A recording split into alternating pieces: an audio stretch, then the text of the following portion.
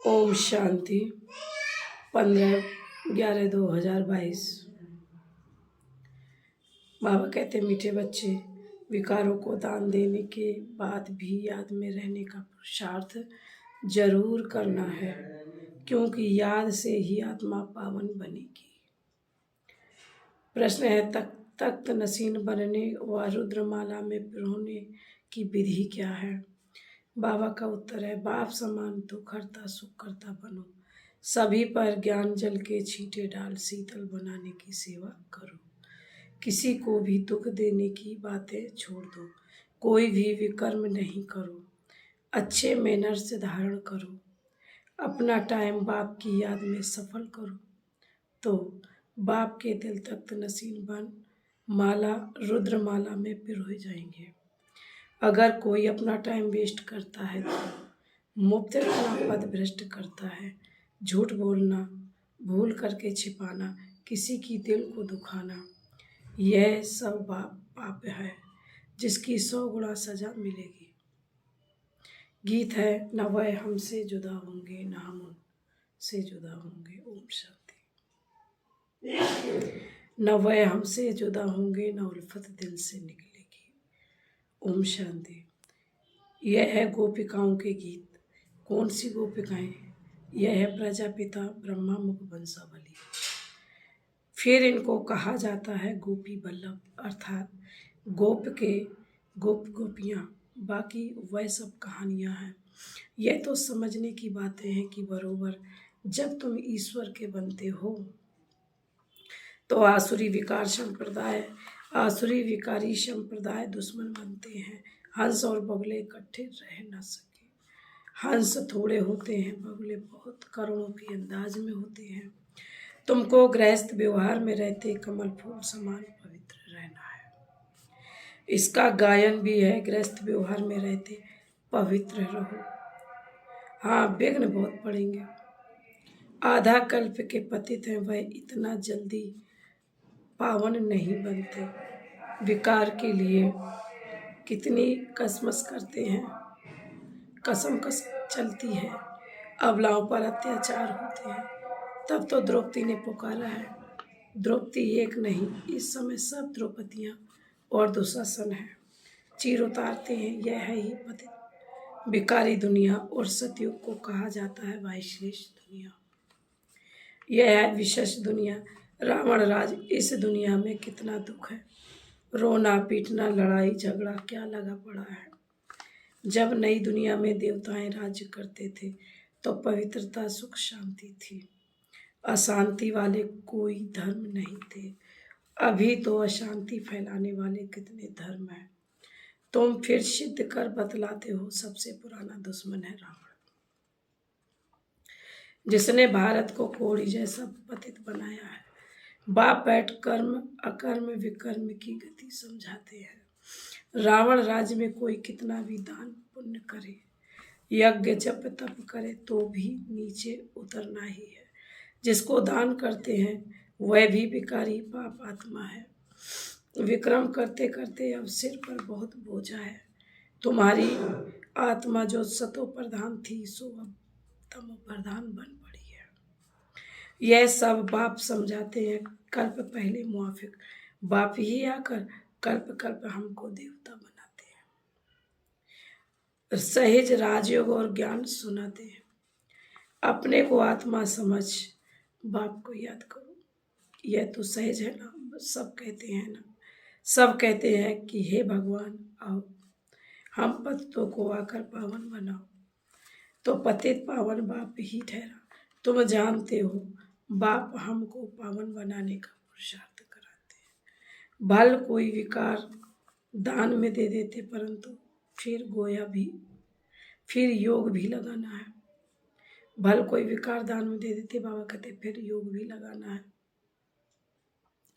जन्म जन्मांतर के जो सिर पर पाप है जिससे तुम तमो प्रधान बने हो, वो योग के सिवाय कैसे भस्म होंगे। तुम 5 विकारों का दान करते हो कि हम कोई पाप नहीं करेंगे, परंतु जन्म जन्मांतर के जो पापों का हिसाब है वह कैसे चुकता होगा। युक्ति उसकी युक्ति है, जहाँ तक जीना है बाप की याद में रहना है। इस याद से ही विकर्म विनाश होंगे। पतित आत्मा वहाँ जा नहीं सकती। हर एक को अपना अपना पार्ट और अपना अपना मर्तबा मिला हुआ है। जैसा मनुष्य का मर्तबा वैसे आत्मा की भी मर्तबा। पहले पहले आत्मा स्वर्ग में आएगी।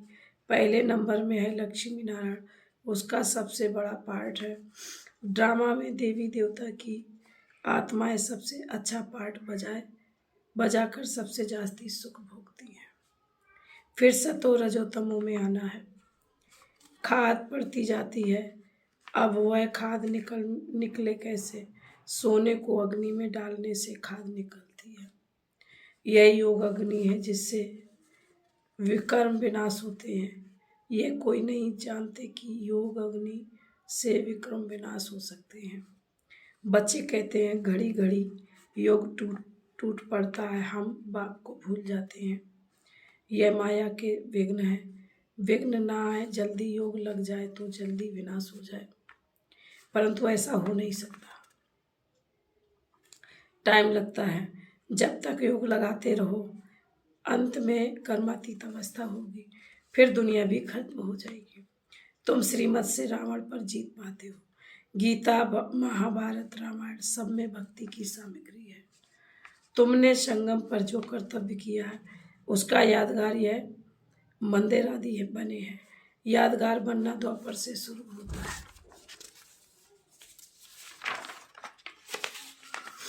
पहले परमपिता परमात्मा शिव का यादगार बनता है, जो आकर पत्तों को पावन बनाते हैं। देवताओं की महिमा गाई जाती है। लक्ष्मी नारायण का बड़ा मंदिर है। उन्हों की इतनी पूजा क्यों होती है यह किसी को मालूम नहीं है। पूज्य से फिर पुजारी जरूर बनना पड़े। पूज्य है तो प्रारब्ध भोगते हैं।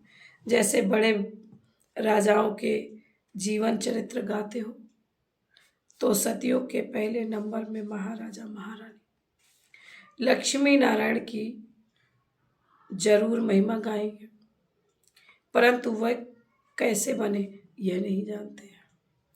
जैसे ब्रह्मा और सरस्वती इन दोनों को सिखलाने वाला शिव है। उनका नाम शास्त्रों में गुम कर अगड़म बगड़म कर दिया है। इन बातों को सेंसिबल बच्चे नंबरवार जानते हैं। यह ड्रामा चल रहा है। कल्प पहले भी तुम ऐसे बने थे जैसे अब बन रहे हो।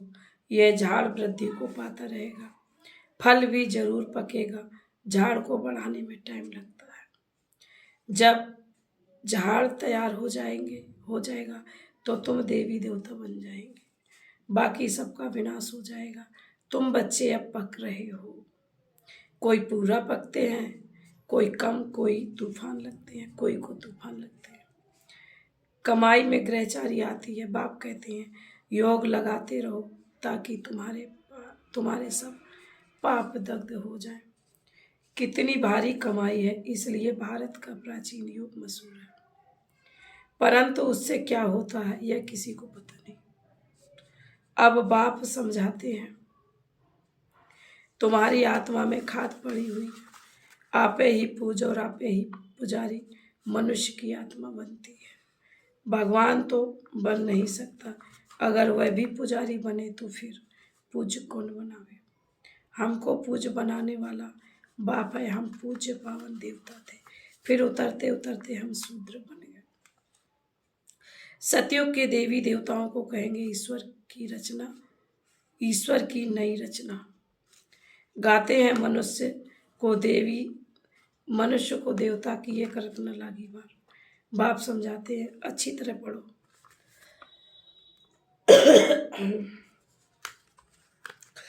बाप टीचर गुरु का काम होता है ताकीद करना, यानी पुरुषार्थ करना। बच्चे टाइम वेस्ट मत करो, मुफ्त पद भ्रष्ट हो जाएगा, फिर बहुत पछताएंगे। कहेंगे कल्प कल्प हमारी ऐसी अवस्था होगी, फिर कुछ कर नहीं सकेंगे, साक्षात्कार हो जाएगा। पक्का निश्चय हो जाएगा कि कल्प कल्प ऐसे दुर्गति को पाऊंगा। बाप समझाते रहते हैं, यह नतीजा निकलेगा, फिर तुमको बहुत रोना पड़ेगा। जैसे क्लास ट्रांसफ़र होती है, नंबर बार बैठते हैं, हम भी नई दुनिया में ट्रांसफ़र होते हैं। ब्राह्मणों की माला गाई हुई नहीं है, रुद्रमाला ही पूजी जाती, परंतु यह किसी को पता नहीं है कि यह माला क्या है। ऊपर में मेरू दिखाते हैं, मेरू विष्णु है, ऊपर में फूल शिव बाबा है, फिर है माला।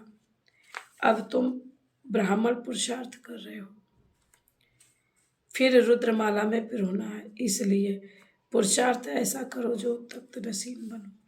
किसी को दुख देने की बातें छोड़ो, किसी को दुख देने की बातें छोड़ दो। बाप दुख करता सुख करता है, अगर बच्चे दुख देंगे तो कौन समझेंगे? यह ईश्वर के बच्चे हैं। विकर्म करना अथवा जीवघात करना झूठ पाप नहीं करना चाहिए। हार खाते हैं तो क्षमा मांगनी पड़े। भक्ति में भी कुछ हो जाता है तो तौबा करते हैं। यह ज्ञान मार्ग है, इसमें किसी की दिल कभी नहीं दुखानी है। ज्ञान का छींटा तो शीतल करने वाला है। यहाँ तुम बच्चे आए हो पढ़ने के लिए, पढ़ाई में मैनर्स अच्छे रखने होते हैं।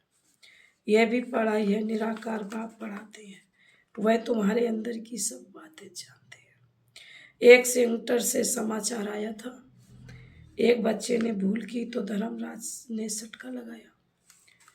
इस बाबा को भूल मालूम ही नहीं था। ऐसे बहुत हैं जो विकार में जाते हैं, फिर सच नहीं बताते, अपने को बचाने के लिए भूल छिपाते हैं, परंतु शिव बाबा से तो छिप नहीं सकते। तुमको पढ़ाने वाला शिव बाबा है, उनको भी भूल जाते, यह तो कम भक्ति कहेंगे। यहाँ किसी का भी झूठ व सच छिप नहीं सकता। यह बाबा कहते हैं मैं अंतर्यामी नहीं हूँ, शिव बाबा अंतर्यामी है। बाप खुद कहते हैं मैं निराकार सब जानता हूँ, यह तो साकार में है, मैं पुनर्जन्म रहित हूँ। यह जन्म मरण में आने वाला, तब तो इनको कहते हैं तुम अपने जन्मों को नहीं जानते हो। हम तुमको सुनाते हैं, जो भी सूर्यवंशी घराने के हैं उन सबको सुनाता हूँ। बहुत बच्चे छिपाते हैं, बाबा के आगे आते ही नहीं। बाबा ने कहा है इनसे मत छिपाओ, इनको सब कुछ सुनाओ तो माफ हो जाएगा। फिर भी मेरा बच्चा है, मैं तो सब कुछ जानता हूँ, इनको कैसे पता पड़े, इसलिए सब सुनाओ, सब इनको सुनाओ। आगे जन्म जन्मांतर का हिसाब तो मेरे पास जमा है, बाकी इस जन्म का जो है वह इनको सुनाओ तो मैं भी सुनूंगा। बाकी घर बैठे समझेंगे शिव बाबा तो सब कुछ जानते नहीं, वह तो भक्ति मार्ग में करते आए हो। अब तो मैं सम्मुख आया हूँ तो बताना पड़े, तब फिर सावधानी मिलेगी। बाप तो समझेंगे काला मुँह नहीं करना है, बाप समझाएंगे काला मुँह नहीं करना है, नहीं तो बहुत सजा खाएंगे। पिछाड़ी का समय बहुत नाजुक होता है, बहुत सजाएं मिलती है। मिसाल भी तुम देखते सुनते रहते हो। बाप कभी भी सर्जन से छिपाओ मत, माफ वह करेंगे। यह नहीं इस समय पाप करने से तो 100 गुना दंड हो जाएगा। और फालतू झूठ भी मत बोलो। बाबा सब बच्चों को वार्निंग देते हैं। कितनी बड़ी बेहद की पाठशाला है। बाबा कह रहे कितनी बड़ी बेहद की पाठशाला कि तुम गुप्त वेश में बहुत काम कर सकते हो। समझाएंगे तो दिल में जरूर लगेगा कि बरोबर यह भी गवर्नमेंट है। यह यज्ञ गुप्त है, बीज झाड़ और सृष्टि चक्र को जानना है। यह 4 युगों का चक्र है, उन्होंने फिर चरखा रख दिया है। तुम हो भी के पांडव सेना, वह कोट ऑफ आर्मर्स ले जाना चाहिए। चरखा चलाने से सत्यमेव जयते होगी क्या? बाबा ने कहा चरखा चलाने से सत्यमेव जयते होगी क्या? यह तो सृष्टि चक्र की बात है, तुमको डरना नहीं चाहिए। गुप्त वेश में तुम कहाँ भी जा सकते हो। बहुरूपी के बच्चे बहुरूपी होने चाहिए, परंतु बच्चों की बुद्धि में आता नहीं। थोड़ी ही सर्विस में खुश हो जाते, दिमाग एकदम आसमान में चढ़ जाता है। अर्जुन, तो बहुत काम करना है, किस्म किस्म से पुरुषार्थ करना है। बाबा अनेक पॉइंट्स देते हैं। यह ज्ञान यज्ञ तो चलता ही है। हर एक पंथ वाले को बुलाते रहो, राजाओं को भी बुला सकते हो, कॉन्फ्रेंस भी कर सकते हो। जैसा आदमी वैसा वैसा कार्ड छपाना पड़े। आकर समझो यह सृष्टि का चक्र कैसे फिरता है। आओ तो हम आपको परमपिता परमात्मा की और 5000 वर्ष की जीवन कहानी सुनाए। वंडर है ना। फिर बाबा बोले, अच्छा, मीठे मीठे सिकील दे बच्चों प्रति माता पिता बाप दादा का याद प्यार और गुड मॉर्निंग। रूहानी बाप की रूहानी बच्चों को नमस्ते। हम रूहानी बच्चों की रूहानी माता पिता बाप दादा को याद प्यार गुड मॉर्निंग और नमस्ते नमस्ते नमस्ते। ओम शांति। धारणा के लिए मुख्य सार है, बाबा ने कहा, नंबर 1, पावन बनने के लिए जब तक जीना है माया के विघ्नों की परवाह नहीं करनी। नंबर 2, सभी पर ज्ञान के छींटे डाल शीतल बनाने की सेवा करनी है। किसी की दिल को कभी भी दुखाना नहीं है। बाप समान दुख हरता सुख करता बनना है। वरदान है, स्वमान में स्थित रह देवभान को समाप्त करने वाले अकाल तख्त अकाल मूर्त भाव। संगम पर बाप द्वारा अनेक स्वमान प्राप्त है। रोज एक नया स्वमान स्मृति में रखो तो स्वमान के आगे देवभान ऐसे भाग जाएंगे जैसे रोशनी के आगे अंधकार भाग जाता है। ना समय लगता, ना मेहनत लगती। आपके पास डायरेक्ट परमात्मा लाइट का कनेक्शन है।